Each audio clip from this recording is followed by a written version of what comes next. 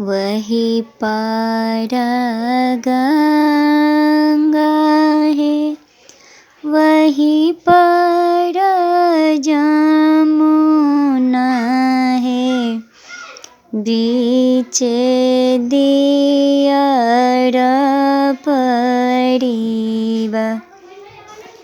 वही रे दियर पर जोगिया पुकारे,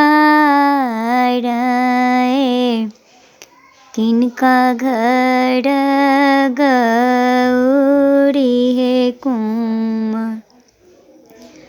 अपनी महल साए बोलथिन से सबे दादा, मोरो घर गौरी है कुमार। इतना बचन जोगी कान सुनी लिहलाना, पूछे जोगी कुल परिवार। कौने दादा के पोते छिक, कौने नाना के नातनी है, कौने पापा के गौरी है कुमार। कौने पापा के गौरी है कुमार। सबे दादा के पोते छिक, जनक नाना के नातनी है, सबे पापा के गौरी है कुमार। बटरे बटोहिया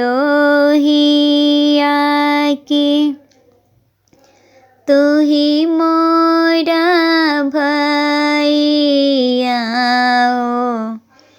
एक समाद लेने जा। वही रे समदिया भैया, भैया आगू बोली हो, तोरो बहिनी जोगी लेने जा। तोहरियो भैया जी के चिन्हियो न जानियो है, किनका के कहवन बूझै। हमरियो भैया जी के नीची ऊँची मंदिला बाहे, दुअरे चंदन के रहेगा। वही रे बीरी छितार जुआवा खेलते हो थुन, हुन के कई हुन बूझा। जोगिया के मारब, जोगिया के पीटब, अपन बहिनों के लाए बैघूम।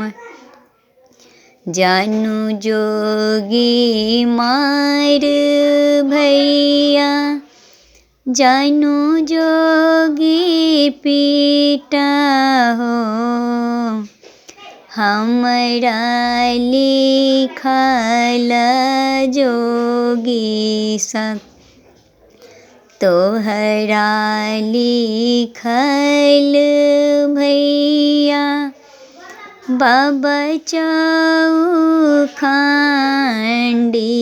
हो, हमरा लिखल जोगी सब। नमस्ते, हमारे सीमा पोद्दार लोकगीत चैनल को सब्सक्राइब करें, शेयर करें, कमेंट्स करें, लाइक करें।